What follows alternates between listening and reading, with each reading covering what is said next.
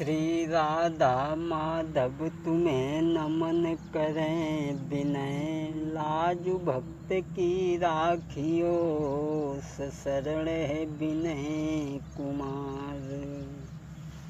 आदरणीय उपस्थित समस्त सभी श्रोता बंधुओं, श्री राम चैनल के माध्यम से आज हम आप तक जो एक कहानी पहुंचाने के लिए जा रहे हैं, विश्वामित्र मेनका की प्रेम कहानी। तो आ जाइए, गौर करते हैं इस कहानी की ओर। एक बार ऋषि विश्वामित्र जंगल में तपस्या कर रहे हैं। उनके पास बहुत से पशु पक्षी घूम रहे हैं, सुंदर झील है, फुलवारियां हैं, और किसी में भी इतना साहस नहीं था जो उनकी तपस्या को डिगा देता। उनका शरीर तपस्या में लीन था। जब बरसें सी बीत गईं, अरे बरसें सी बीत गई है नाई समाधि टूटी भाई, बरसें सी दई बिताई रे ना समाधि टूटी भाई। महाराज दशा जब देखी इंद्र ने, और देखी दशा बाबा की फिर इंद्र गो घबराई। जब ये राबत को सजबाई तुरत फौरन बा पहुँचो है, जब ही ये राबत सजबाई तुरत बा फौरन पहुँचो है।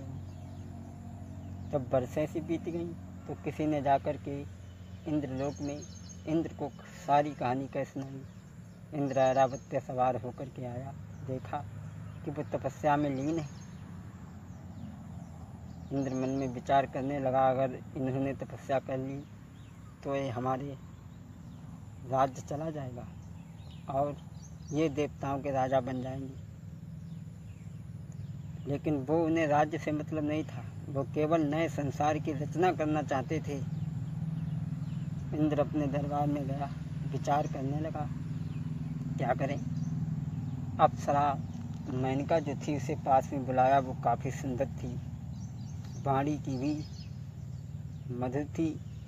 उसे पास में बुलाया। इंद्र ने कहा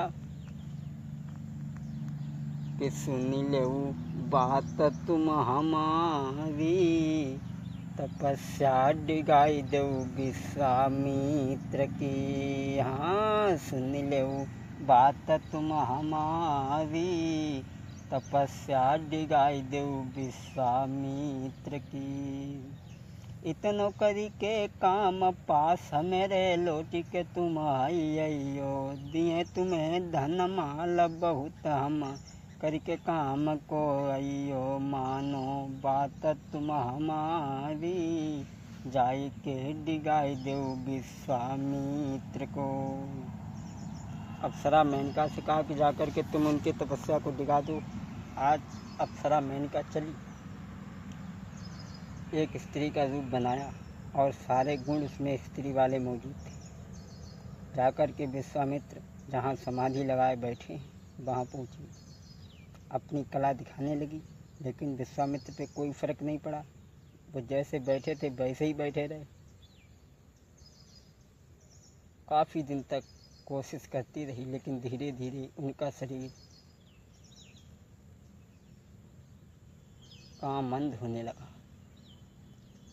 धीरे धीरे एक दिन वो भी आया जब उनकी समाधि टूट गई, और अप्सरा मेनका को जब देखा तो उसके रूप में मोहित हो गए और उसके साथ में काफ़ी समय तक सहवास किया। जंगल में कुछ समय बीत जाने के बाद में अप्सरा मेनका ने एक सुंदर बिटिया जाई है, बको रूप न बरनो जाओ है। एक अरे सुंदर बिटिया जाई है, योरु रहो बिनय बतलाई है। एक अति खुशी मत ने मानी है, बेटी देखी खुशी दिलबारी है। कुछ समय बीत जाने के बाद में एक कन्या को जन्म दिया। और धीरे धीरे सोच रही हैं कि हाँ, जो और अप्सराएं हैं वो आनंद ले रही होंगी और मैं यहाँ। लेकिन उस लड़की को जन्म देने के बाद में एक दिन अप्सरा मेनका इंद्रलोक लौट गई। फिर वो दोबारा विश्वामित्र को न मिली। विश्वामित्र ने उस लड़की को ले जा करके कण्व ऋषि के आश्रम पर रात के अंधेरे में छोड़ दिया।